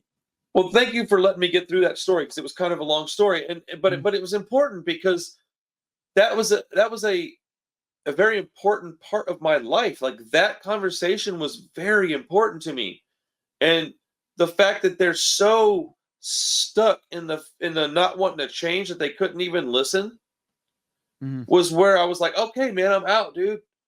If you can't listen about this, then there's going to be a million things that are as important to me that you're not going to want to listen to me about. And I can't have that. And I don't think that's a representation of what this book says, to be honest with them. I'm a very much a punk rock religious dude, man. I believe that the book is very easy to understand. It overall, everything else, kindness trumps everything. Just because you don't believe somebody should be doing something doesn't mean you have to be mean to them. And that's where I stand on all of this. And this is why on Sundays I'm at my store selling records, and then I do a live stream. I pray a lot, you know, and I'm not going to push that on anybody, dude. That's my belief. That's my thing. You got a question? Ask me. I'm happy to talk about it. But pushing it on somebody ain't going to help. Like, I don't know. I guess I'm like a new school, old school guy. I just don't understand the way that they're. I'm very traditional to a certain degree, but they take that to such a level that I can't understand it, man. Like, things change, dude. People change. We learn. We move. We adapt. We learn, bro. That's the key word there. We learn, dude. Like, you read this book over and over and over for what? To learn, man. Right. And it's the only institution that's bound by never changing. Like, every other institution, no other institution in our society is the same as it was in the 1600s, except for church. I mean, and I understand that to a degree, that's what they believe is right. And I would say the appeal too. Yeah, and then to a degree that is correct. But even if you let's use Catholics as an example. Like, I'm not Catholic. I never have. They don't even question their preacher guy, like whatever he's called. Priest. They don't question him about anything. What he says goes. I was like, when I found that out, I was like, that's the craziest thing I've ever heard in my life. Even in the Bible, it says don't do that. And these ladies were like, what? And I'm like, you haven't read that? And they're like, And I'm like, what? I'm like, y'all need some help, man. Just go read it once. Like, just one time, read it thoroughly. Pay attention to what you're reading. You'll have a bunch of questions at the end of it. Because it's not hard to understand. You ain't supposed to be mean to people. You don't do this, don't do this, don't do this. And certainly question things. Like, my goodness. Anyways, bro, I don't mean to get onto a... Hey, I went to Catholic school for many, many years. The primary reason that I'm a punk rocker is from that experience. And it's not necessarily anti-religious, but it's what you're talking about though. It is that well, it's because it's that whole tone and tenure, and you could apply it to other things, but it fits really well into the religious conversation. I think I would like to probably admit that part of the reason I am who I am is because of being forced this stuff all my life, and even to the degree that I believe in God, it's probably because I was raised that way. I still think it's right, but I how do you explain somebody that's never been told anything? I just it's such a complicated situation and conversation, but that's what NOFX brings out of me, man. It complicated really conversation. No, they really do. And even in these unserious songs, they really bring that out. They really do. I genuinely hope some people stuck with us through that talk. I feel like I was probably going to lose some people with that, but hey, I stand on my shit, dude. It is what it is, man. I say what I want to say. But it's a perfect story for that song, bro. Like, it makes so much sense, dude. I left Jesus land whenever I was told that I was wrong about something that I was absolutely 100% correct about. And that is the theme. Again, we're talking about the ignorance kind of thing. That is exactly the theme of that song, more so than the geographical specifications. Right. Like I talked about. Well, when you have people that don't think for themselves and they don't question anything, it's real easy to convince them of anything. I am a very good manipulator. I've been told that my whole life. So I've learned, I get it. And so I choose to not manipulate people. You know, at least I attempt to. Now at work, sometimes I need to make a better tip. I'll manipulate the shit out of them. It is what it is. But like, it's so weird, man. But yeah, dude, I love that we had this conversation on this podcast, because that tells me a lot about the people we're talking about. And I don't agree with them on a lot of stuff. That doesn't mean I can't enjoy their music, bro. That's insane to me. That's insane. Unless they're doing something wrong. Yeah, unless you're just straight up immoral and using your music for that immorality. Yeah. If it's Kevin Spacey stuff or some racist stuff, okay, now we're talking. I'm not interested in enjoying your artwork. But if it's just personal opinions and catchy music, I think you can learn a lot from having a different opinion, personally. So, absolutely. Okay, let's move on. Number 8, boy, that was people are like, yo, would you shut up? Number 8 is off of Coaster, The Quitter. Do you know that song? A little bit, but of the Coaster songs, I listen to a little bit less, I would say. Oh, really?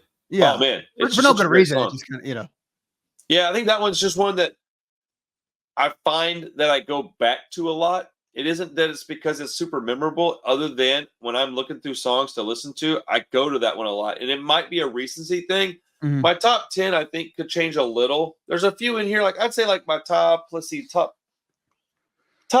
probably ain't changing. 6, 7, 8, 9, 10 might change a little bit here and there, I would say. But The Quitter is such a great, just a really high quality song. Number 7 is off a double album. Do you know what song it is? Off of double. Wow, your second double album entry. I know, right? Crazy, isn't it? Give me a hint. The album I know the least. Okay, let's see. What's we talked about this dude at the Punk Rock Museum. So we talked about this guy. Oh, Darby Crashing Your Party then? There you go, sir. Now, it's not really the guy that's in the song, really, but you know what I'm saying. But we talked about Darby Crashing at the Punk Rock Museum a couple times. And that song is just really, really well written, man. It's one that resonated with me personally. A lot of these songs here are personal to me. So I wouldn't expect everybody to agree with their placement, but they're important to me. I think when I do the top 10 clip video, I'll probably cut out that long ass story and just let people. Well, I wanted to have, it's more of a podcast than a video kind of story. Yeah. But like, man, I just so appreciate you sitting through all that, man. And anybody that's listening still, I appreciate you sitting through it, man. It's very personal to me, and I think it's important to talk about things. And I don't think people should shy away from talk about that stuff. And I definitely don't think people should just jump up and shout in your face about their beliefs. Like, I don't know what I'm trying to say here. Like, people will hear just the slightest thing about any kind of religious stuff, and then all of a sudden their atheist beliefs come flying at you. And I'm like, well, I wasn't saying anything. I just, in passing, mentioned that I believe there's a God, and I'm the stupid one now.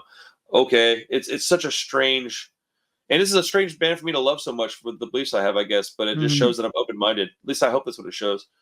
Number 6 is off of Wolves. It's USA Holes. Yes. I love this song. And when I was listening to so I had the playlist. I have a playlist for all these songs on Spotify. My son was sitting in the car with me, and it comes up on the screen, USA Holes. And he was looking at it, and I went, ha! And he went, what? And I went, USA Holes. And he goes, oh, because he's 10. So he goes, oh, that is funny. I didn't get it till you said it out loud. I like this band. And I was like, my man. So yeah, so now this song moved up a little bit just because of that. But yeah, it's a great song, dude. Great song. I always felt like this was the real title track of this album for whatever reason. I feel like yeah. Is this the one they say the word wolves and wolves called in? No, it's not. I think so, but yeah, this is definitely to me like the song that I think of on that album, because it's this album. And now some people will say like NOFX only did one political album, which is bullshit. All their albums have a lot of politics on them. War on Terrorism was very like outwardly, where you got a picture of George Bush on the cover and all that. Right.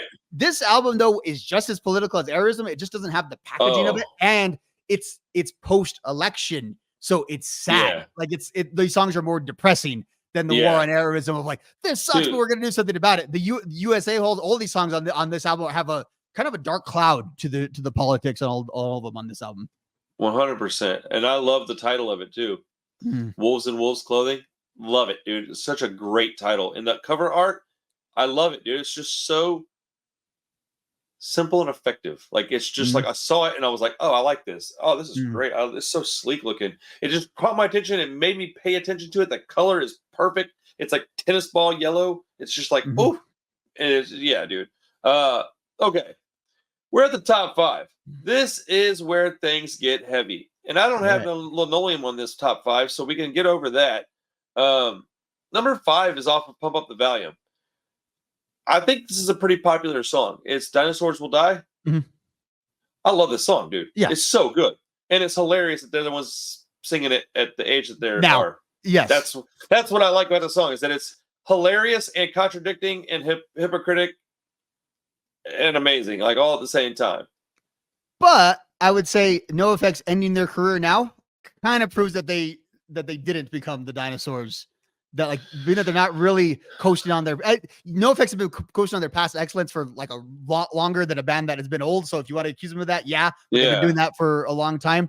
So I would say still though that it still kind of holds up. And the song is about punk rock, in my opinion. It's always been about why punk rock is good. And for me, this was I think the first NOFX song I ever heard. I want to say it was on one of the Epitaph comps.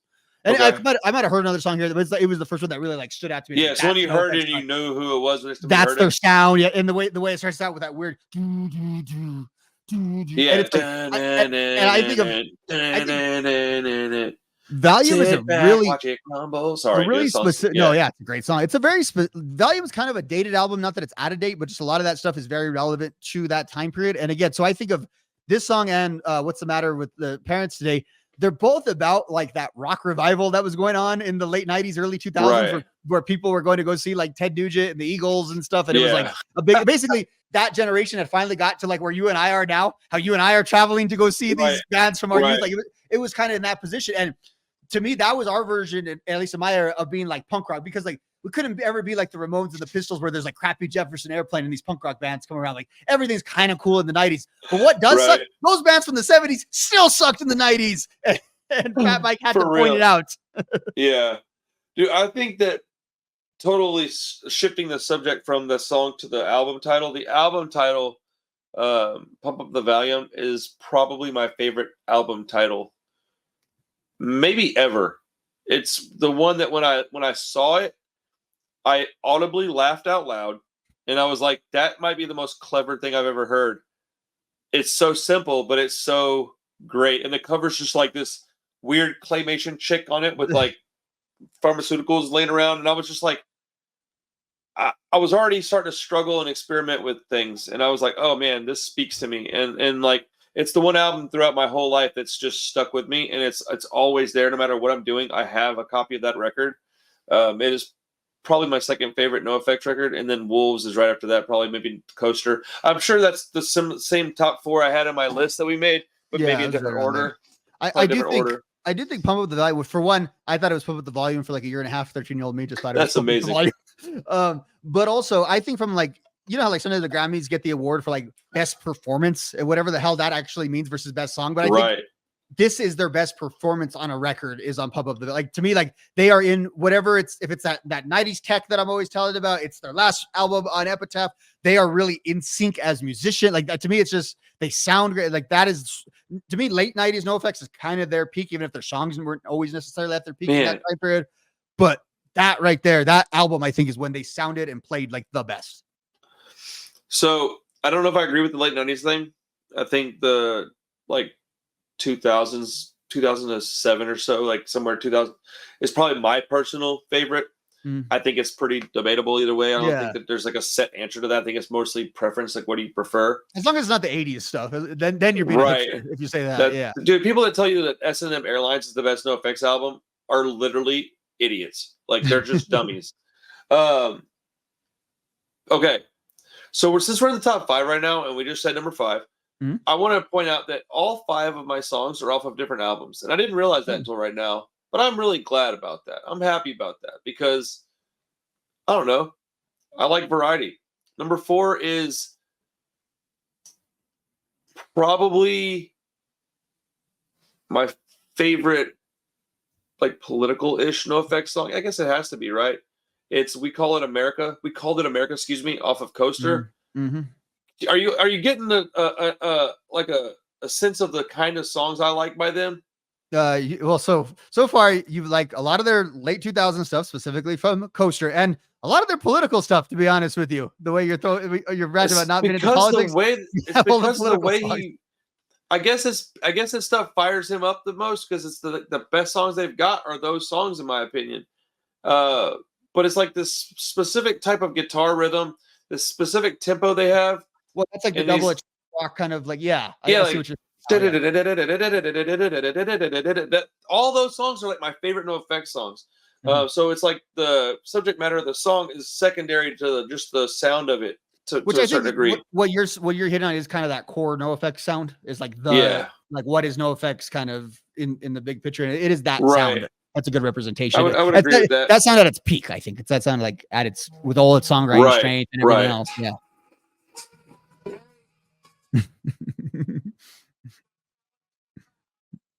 Speaking of Donald Trump, huh? I love that song. Okay, I'm gonna have to probably edit that shit out. Was that 120? Mac Miller, why'd you do it?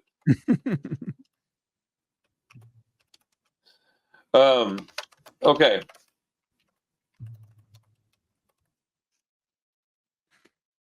Number 3, man, what a strange song to put at number 3. It's off of First Ditch Effort. Okay.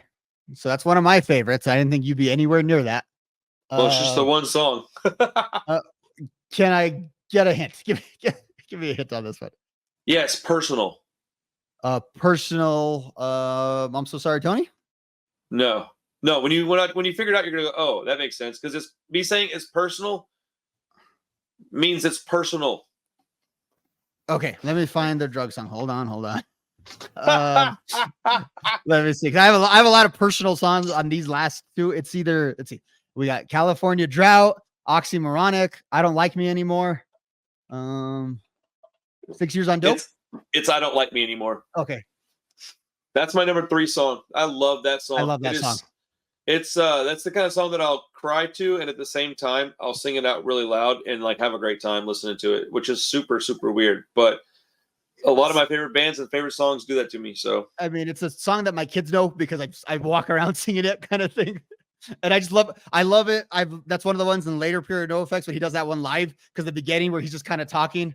One morning I woke up and he goes through the whole thing. And I ever love the little thing where he's mad that pop punk claiming hardcore is one of the chorus lines that Karina sings, kind of throws in there. Dude, he says so much weird shit in his songs. Oh man, even the way he delivers that, there's an old punk rocker acting like a jerk, and that jerk looks a lot like me. I love it, bro. There's that song is so full of great, like, quick, clever, just, dude. It's like, boy, this guy doesn't miss a beat, does he? And I think what it was is they had Tony Sly's memorial. Like every year, there's like a beach party for Tony Sly of No Use for a Name, and like for 2, and like Tony and Mike were like best friends, and like 2 years in a row, Mike didn't get invited to to the memorial service, and I think he was pretty sour about that. Like Malvin, Smalley, they all were there. So Mike specifically didn't get invited. Like Mike gave Tony's eulogy at his funeral, and wasn't invited to these memorial services. Speaks to the behavior of Fat Mike in this time period too. Dude, for real. Okay. The top 2 songs from NOFX. Number 2 is off of White Trash, 2 Heaves and a Bean. Come on, dude. It's either Stickin' or Bob. It's Bob, brother. Bob's number 2 on my list. Bro. How could it not be? It's like 2 or 1. Bob is it's the other NOFX song. Like it's Linoleum, and that's right? the other NOFX song is Bob. Dude, I had the weirdest interactions with people at work. So did I tell you about the old guy at the theater recently? I don't think so. But Bob, it pertains to Bob. Okay, so I'm at work and I'm talking to a couple. And I'm bartending to anybody who doesn't know this. So I'm talking to a couple, and about, I don't know, 10 or 15 feet to my right, another couple walks up. But the couple I'm talking to are probably a little younger than me. I'd say mid-30s. This other couple, dude, they got to be pushing mid-60s. So they're like a couple decades older than me. I have on a black button-down Alamo Drafthouse shirt. Unbuttoned, and underneath that is a NOFX t-shirt. They let me kind of wear whatever I want as long as my work shirt's over it. And I'm like talking to people, and I turn to the older couple, and go, "Hey guys, how you doing? I'll be right with you." And the guy goes, "NOFX." But the way he said it was like NOFX, like maybe he didn't really know what it was. Mm-hmm. And so I did like the double take, and I was like, "Yeah," joking around. I was like, "You like them too, huh?" And he goes, "Yeah, man, I'm Bob." And I was like, "Huh?" And he goes, "I'm Bob." And I was like, "Well, that's not true, but what are you talking about?" And then out of nowhere, this 65-year-old man starts going, "He spent 15 years getting loaded." He sang the whole damn song. And I was like running around singing it with him at the bar, like loud, dude. Like I could not believe it. People were like looking at us all weird. And I hugged him, dude. I couldn't believe this guy knew that song. So he never really told me why or how he knew it. He got a beer and left. But like, it was one of the coolest things that's ever happened. What a random like who would have thought you would bond over with a 60-year-old man over NOFX? Like, this guy was definitely a senior. So like, yeah, I mean, to the extent that he could have been like the same age as the guys NOFX when the song came out when he was like 20. Bro. So he's been listening to it all these years, or 30 Man, actually. I'm Bob, and I was so confused. I was like, "I don't understand what you mean, sir." And he's like, "Bob, like the song." And I was like, "You don't know that song. I thought this was some joke, dude." Mm. And I mean, he was like halfway through the song before I realized it wasn't a joke, man. I was like, "What is happening?" I actually heard Rancid's version before I heard NOFX's version. Interesting. I had the BYO split before I heard White Trash. And then I like the NOFX version better, but the Rancid version is not bad either. It's a cool, like, the way they did the ska stuff. That split is so weird, dude. I need to make a video about it because that split is so strange. It's wild. None of the song choices make any sense. And that's the one, like I said, that's the first version I ever heard about. I love Bob's it's number 2 on my list. That song. Even closing out too with on his first album where Hefe was pulled into major duty on that first album to teach everyone how to make music. And he does the whole humming and all that there at the end and all that. And he talks about, so there is no trumpet in that end in the studio recording. He does the trumpet when he does it in person. The studio recording is just him making the impersonations, because along with being the talented musician, Hefe can pretty much impersonate anyone. And I think it is that musician talent that Hefe's big talent is he's got like the ear for music, like that true ear for music where he can point out what's out of tune over there. So that's why I think he can do the impersonation so well, because he's so in tune with like pitch, just generally. Nice. As a person, interesting guy, man. He went to not these music colleges, he went to actual colleges, but just studied music at like every different college. So he was just kind of the slacker dude that once he got to college, he was like, "Oh, I guess I'll go to college and study music. I'm hanging out with all these like losers." Again, not a punk. That's always the thing with him. He was just an LA guy, not a punk. Once he met the punks, after he got used to like their showering habits and stuff, he was pretty much fit right in. Like he always says, I would have been on a major label and made no money, and I got to be with this crappy punk rock band, and I'm set for life. Like it's so funny awesome. Isn't that amazing? Yeah, because the band he was in before NOFX got signed to a major, but the major only wanted their lead singer. So it was like a Paramore kind of deal where it's like, we want you, but we only want him. And even that lead singer was trying to bring the rest of the band out as like a backing band on the road, but no, like they just, the label was just interested into the one artist. I forget what the artist's name was, but like Heffa tells a story, like that guy had one album, sold okay, but like didn't blow him away. So the major dropped him and all that. It's like, yeah. And we're here still, 30 years later in our crappy band making a ton of money. Yeah. That's crazy how that worked out. Well, it's like, it goes to show you that like shooting for like to be a superstar isn't always the right move. Like just follow what you want to do. And if you can get to where you're making a living doing that, it's worth so much more than money. Well, at least in my opinion. No, absolutely. And I think about it. So like the decision to sign to the major and the band was kind of splitting it. Mike didn't want to do it and Heffa didn't want to do it. Mike didn't want to do it because Mike had the instinct of I can do that. We can do this on our own. And like he was right. And then Heffa just knew like we're not good enough. Actually, that's the thing. Like the major's not going to see us as good enough. We probably won't sell right away. You're not as cute as, and he said, you're not as cute as Blink-182. You can't sing it. Like it won't work for us. And for what Mike said, we'll be Jawbreaker. We'll come in. Our fans will hate us because we sold out. And then our record won't actually sell and no one will like. And that's what happens to so many of those bands that go to that exact cycle happens. Now we get lucky. Some of them like Less Than Jake, you kind of catch on the way down and this and that, but that's kind of a part of it. That was still at least a hit when they were on the major. These bands that don't have hits on the major, they just kind of do nothing like that. They distinguish. Yeah, dude, it took Jawbreaker like 20 years to become liked again. Yeah, maybe not 20, but like a long time. This year's like the 30 year of 24-hour revenge therapy, and yeah, it wasn't until the last couple of years that people kind of like got over. But like it's funny because all these guys all love Jawbreaker. But like my generation didn't really absorb Jawbreaker because they were like gone by the time we came of age. I think that part of the reason that they got some recognition again after so many years is because it's a whole different group of people. Yeah.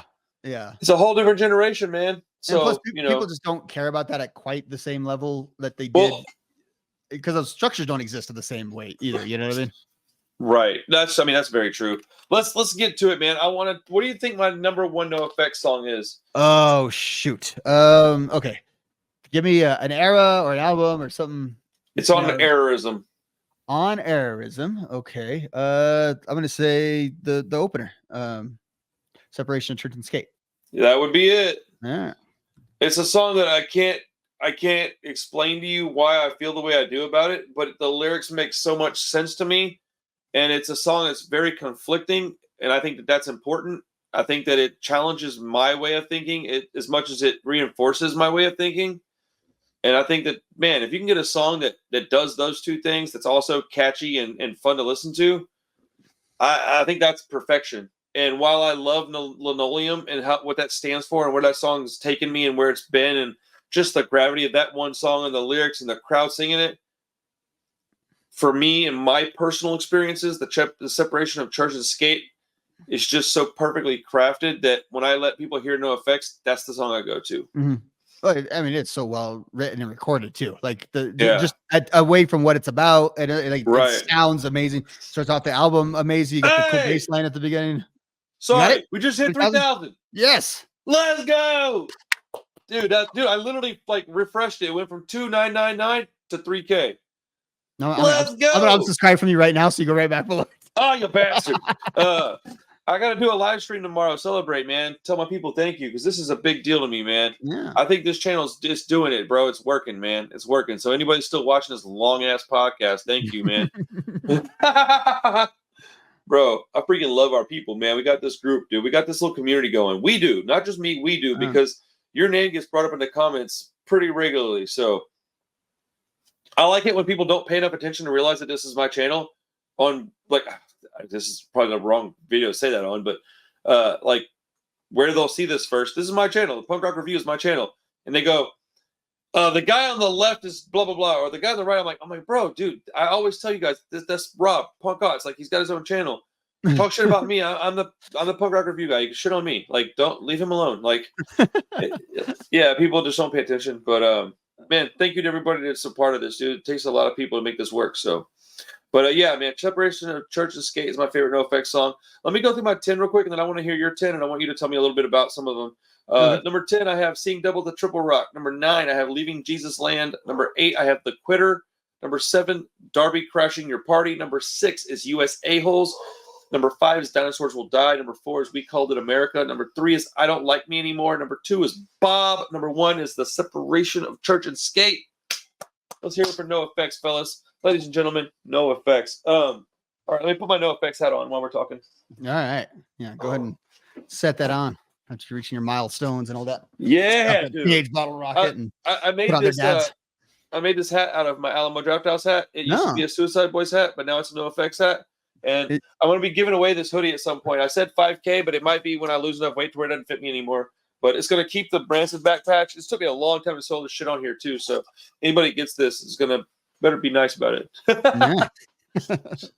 All right, sir. Let me hear your top 10 like in its entirety. I want to know what you're thinking. Okay, so I do have almost like a 12 to 14. So I have 2 that were sort of on the other ones I read to you that were on the other end. But I also have, I wanted to mention in my 12, The Big Drag, Your Last Resort, and Generation Z. I kind of feel like those are 3 parts of so Big Drag and Generation Z, I feel are the same song that are 2 parts of the same song. What album are those on? So those are all of the last 2 of the last 3 albums. So okay, that's why I don't know those songs. Generation Z is the song that ends First Ditch Effort. It's like 9 minutes long. It's the one that that Tony's daughter and Fat Mike's daughter both do the poetry in. And I believe The Big Drag, which is the opener on single album, is the sequel to that. Like it's the continuation of that. And and to me, that song just sort of better than any song I've heard in the last couple of years, just talks about what our modern world likes and how I kind of feel right now. So that matters, dude. Yeah, and that whole album, the reason why I've said this before, the reason I don't go back to single album a lot, even though it would be very high on my list, is it's a sad album from a sad time. Even though it's from a couple of years ago, it was kind of sad, kind of depressing. And it's a sad, depressing album, not written about that stuff, but it fits with it. So it's just one of those albums that's kind of heavy and you don't always go back to. I will also say too, Your Last Resort, which closes out a single album. It's a very trying to remember what that song sounds like. It starts out, it sounds like a Cokie the Clown song. Did you think because I was so depraved, I needed to be saved? It's one of their slower, it's a ballady type song. It's about his ex-wife, Soma Snake Oil. It has that one line of was I your last resort? Anyway, he phrased that much better than whatever I'm trying to do right now. Right. How do you feel about the Cokie the Clown stuff? I just wanted to ask. I'm sorry, I'm listening to you. So I really do like it. I'm not gonna really put it on necessarily all the time, but every now and then, weird. I kind of feel like I like when the videos come up on the algorithm, just kind of on YouTube. Okay. Like I love the Cokie videos. Like to me, they're so good and so. I've never watched one. I can kind of watch them and get really enthralled. And it's one of those things. It's a different type of experience. Mike says he never wants to do another one again because they're pretty depressing to do. I don't think Bill Stevenson will ever produce him through another one again because he's really annoyed about how Mike behaved during all of those sessions. So I think it's kind of a dead thing. He was a massive pain in the ass doing that stuff, wasn't he? Yeah, and he was coked out the entire super depressed and on a bunch of dope. Yeah, I mean that's not going to make anybody happy. This was that time period of Fat Mike. Like, it all kind of fits into that. Okay, and then the other one. So let's get to like the top 11. I have, and these 2 could have been flips. I put them right next to each other from Pumpkin Drublick. Excuse me. I have Rico, a song that's always been one of my favorites. Kind of closes out the album. Again, another early political song by Rico. I don't even know that song either. Do the Aquarium. It's like that kind of ska. Really, I hate that song about the toilet overflow, and then it goes fast. Yeah. Okay. Yeah, dude. There's a lot of stuff on that album and from that era that I don't care for. I don't like anything on White Trash hardly at all. So Long and Thanks for All the Shoes, I'm not really a big fan of. There's full like sections of their career where I just didn't care for their music much. I think when they refined their sound towards like, I guess, pump up the volume, I guess. You really like Valium through Coaster is really like that's the 2000s basically. Favorite era for sure. But I don't mean like crap on your stuff. I just my personal opinion is that I like their more refined sound, I guess is the word. So the next one has a very similar vibe from the same album called Perfect Government, which also starts out with that kind of slow ska feel and then turns into the fast punk song at the end. Yeah, you like their more eclectic stuff. I do, and I'm looking at this list, and it's funny because like that NOFX sound like you talk about is like my favorite sound in music, but I don't have a ton of that on this list, which is just kind of dude. That happens though. That'll happen, man. That's not even that crazy. I don't think. Okay, shut up, Siri. Yeah, our phones are just hating us today. A lot of stuff is wrong. Okay, so then we go from there. The song that I mentioned earlier. Another song from later career, I'm So Sorry, Tony. Again, that might just be because I like No Use for a Name so much. But The song gets me really. That's not bad. The song gets me sad though too, not just about Tony. Because like I wasn't that big of a No Use fan like when Tony was alive, so it's not like I'm super like wounded by. Like yes, it's isn't that weird though how that can happen?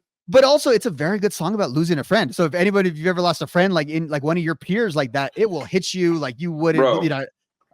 You make me see myself the way I don't want to see Ooh. Oh, again. I think I like those later period NOFX albums just because like they're kind of like old mature albums, and I found them kind of at the right time. I think if like NOFX had always been my band for years and years and years, and all of a sudden they had this mature stuff, it would be a little bit different. But I was already mid-career when I found NOFX, so I found them in the Aerism era where they were already kind of a little more serious. I had to go back to this other stuff. That's got to be weird because I definitely found them in the mid '90s. Yeah, you found them more in their thing. I didn't like them. Like, okay, I heard It Suck Live, and then outside of that, I didn't care for their full albums. Obviously, though, right? Like, I don't like those. Yeah, you still kind of do. Yeah. And see, I kind of met NOFX as like the behemoth that they already were. Isn't that weird? How if you just change the date that you found them, but even though the songs are all the same. Here's what's funny about that: you like all the stuff from my era of NOFX, right? And I like all the stuff from your era. From my era. Hey, dude, music is a weird thing. Speaking of, from Pumpkin Drublick, I have next on my list Lori Myers, one of my I don't want to say it's an underrated song, but I'd say it's not even underrated. They play it all the time. I love when the Bomb Pop Girl does it with them. So different. Yeah, sorry. I wonder. Also, shout out to everyone on the NOFX fan page group. Every time you take a picture with the dominatrix, you don't have to tag it with "Look, I met Lori Myers," but it's kind of funny that you do anyway. So from there, I have Leaving Jesus Land as you and I had, and then the companion to Leaving Jesus Land right before that from War on Aerism, The Idiots Are Taking Over, which lyrically is basically the same song, but I like Idiots just a little bit better. Okay. Oh, really? Now my top three, because I put Lori Myers in there twice, so I don't know. It's actually my top four, but it's my top three. Theme from a NOFX album from Pump Up the Volume. Oh, you liked it that much? Yes, I love that song. I absolutely love that song. Holy you know which one shit. that is? You know. Hold on. And every member goes through all their stuff. You know what I mean? That's Smelly. He's got one big belly. Living the good life provided by Punk. That is a top three. I love that song. I can listen to that song I love that song. Hell yeah. You don't like Theme from a NOFX album? No, I don't even consider it a song. You're missing out then. A top three? Mm-hmm. Like if you said I really like this song, I'd be like, that's kind of weird. Whatever. Yeah, just because 40. I don't feel so bad about my list anymore. No. Okay, now. So I realized what I erased. I don't say that to be like rude. That makes me feel a little bit better because we both have eclectic shit on our list. Then, so I don't know because we talked about both these songs on your list, and I don't know where I'd put them. I don't know if I'd have Dinosaurs above Bob or Bob above Dinosaur. I think Dinosaurs is a better song, but I probably like Bob more. Like Bob's a funner song that I like singing along to more. I do think Dinosaur is probably objectively their best song. Like if you were taking it all objectively, I think Dinosaur might be just their their highest quality of songs. So I'm kind of splitting the hairs between the two of those. I'd probably put Bob at number 2 just for like its legacy and because I do enjoy it a little bit more, but that's kind of Ask Me Tomorrow and I might have Dinosaurs right above it.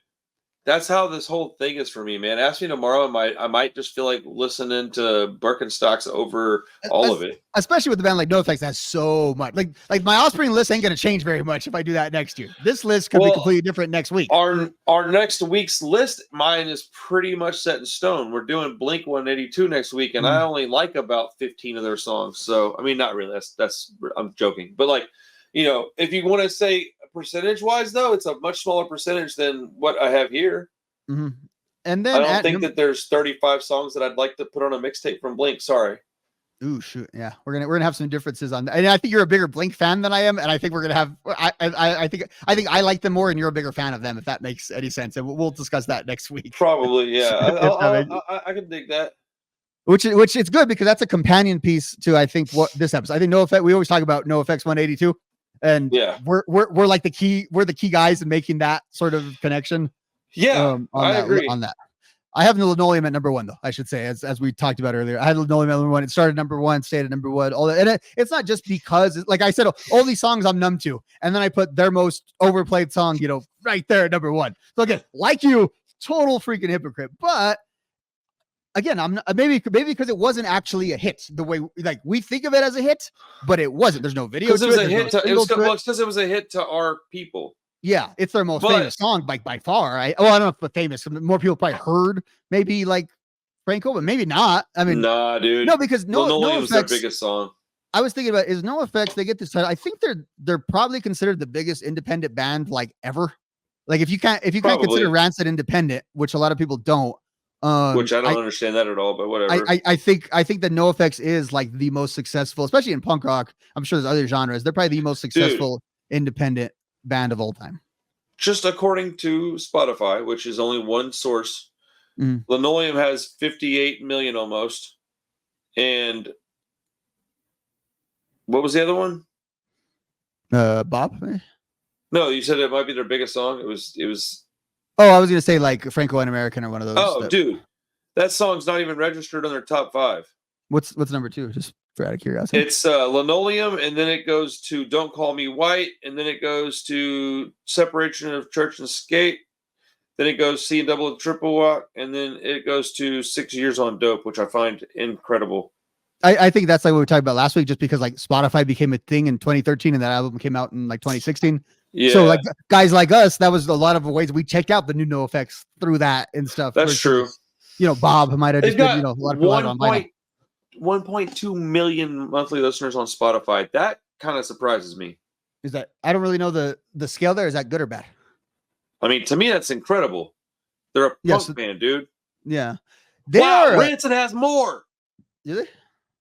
Not by a lot, but yeah. See, on Spot, I don't know on Spotify. Like I consider Rancid a bigger band, but like on Spotify, I would have think NOFX would be just on the dynamics of Spotify. But I mean, we're kind of splitting hairs there on. I mean, it's close. They're very close. Yeah, but like I was expecting Rancid based on their number. I was expecting Rancid to have like close to 1 million, maybe 1 million, right on 1 million, but they're at 1.3.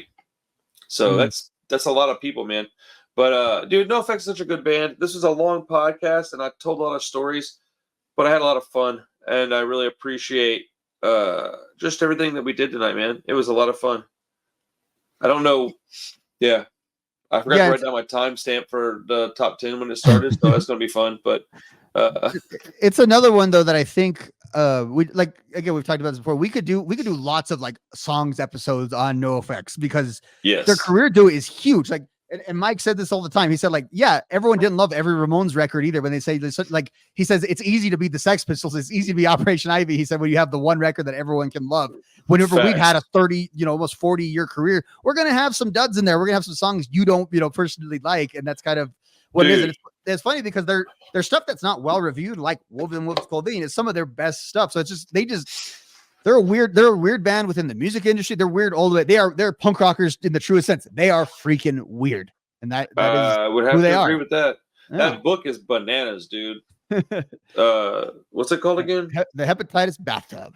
Yeah, dude. Like, and it's funny because it's Smelly's book. I really think it's Smelly's book. I think the other guys add like the little color and stuff, but that's the main narrative of it is Smelly's story to get sober. And if you notice, once Smelly gets sober, all the rest of the years are kind of like really quickly. Like the whole lead up is basically the Moron Brothers years. Yeah, I guess so. Interesting. Well, I think he's got the best story. Like Mike's a more like dynamic dude and stuff like that. But like Smelly, you read that stuff, like God damn, Smelly should not only be dead, but like should be in prison. Like how did he kind of make it out of that into whenever you're like he tells a story in the book when Courtney Love told him he was the worst junkie she had ever seen. That's like, crazy. That should have been the wake up call that he got, but if Courtney Love told me that, I would probably immediately sober up and be like, well, I'm never doing a drug again. Yeah. Like, that's insane, dude. Oh man, I'm exhausted, bro. That was a lot of fun. That was like a marathon of stuff too, of just so much stuff to. Dude, there was like 4 or 5 different stories that we told. I bet, dude, this the way we've got this set up now is, I think it's pretty good, man. As long as you're still having fun, then we can continue doing it this way until you have more time. You just let me know when you want to do it a different way, but this is working pretty well. I think we hacked the research formula in a specific way too. I have the time to do what I need to do, and most of what you need to know ahead of time. Yeah, I'm more picking my spots of where I do the deep dives, and it's coming out because you're hearing it. I think on the show. So Yeah, I think it's reflecting the fact that it mostly lands on my channel first, anyways, and you can clip out of it whatever you need to clip out of it. I think it's a pretty healthy formula. Yeah. I think I should be doing the heavy lifting if it's going to be on my channel right now, almost exclusively. I haven't seen you put anything out at all recently, huh? I've been working on tons of stuff, but it's like, okay, I keep hitting wall. Like there's a lot of work that's happened, and I don't even like to talk about it publicly because it's still a lot of it might not happen. I have cool stuff in the can. It's just. I just wanted to make sure that I wasn't missing anything. Is really yeah, no, all I this do. is the thing though. It's not. I wouldn't say it's my number one priority, but like this is the thing I make sure like. Okay, but I got to hit this, every week, and that's so. Well, if nothing else, this way you've got like just bukus of stuff banked you can go through later, and if you don't want to film anything, you don't have to for months. Well, I want to do a lot of Green Day stuff, and I have 2 Green Day videos in the can that I made with you already. That are just That's done. wild. You know what I mean? So this Saturday, I'm gonna try to go to a live listen to of the new album. Not live. I say live. Yeah. I don't know why I said it like that. You know what I mean? I'm tired, dude. I'm gonna go listen to the new album a week early at the record store, and I'm gonna party, take, right? I'm gonna take a little notepad with me and just write down my notes and come do a review early. And did you see that I did a Father of All stream? No, you did. So you finally checked it out, bro. I think that's my favorite Green Day record. Oh crap! I knew you were gonna say that. Bro, I told you in the text you would you of all people would kind of like it, but man, you should. So I'm editing a copy of it. I'll send you a link so you can watch it unedited. Yeah, if you want to, because it's the whole thing. I listened to the whole entire album, dude. Like the first 10 or 15 minutes, you will love my reactions, dude. Because I'm losing my mind because it sounds so weird. Like, although So while on the same token of I think that might be my favorite Green Day record, I also think that if it were me, I would have called that something besides Green Day. But they didn't, so well, it is what it is. What you told me in the text message, we're talking about inside stuff on the podcast now, but your buddy's analysis was the right one, right? Like of what he said about what type of album that it was. I think he was right when he said it's not, because that was the point of it, right? If it's not a Green Day album, he said more like the Killers or those other kind of bands. Yeah, well, yeah. He told me this. He told me it sounds like the Killers doing Green Day or something like that, and I was like, interesting. And I thought I was going to hate it. Like the first 5 minutes of me talking on the video, I'm like, man, if you're a Green Day fan, you may not want to be here for this. I'm hearing this album's pretty weird. And within like 4 seconds of the first song, I was like, wait a minute, why is everybody tripping?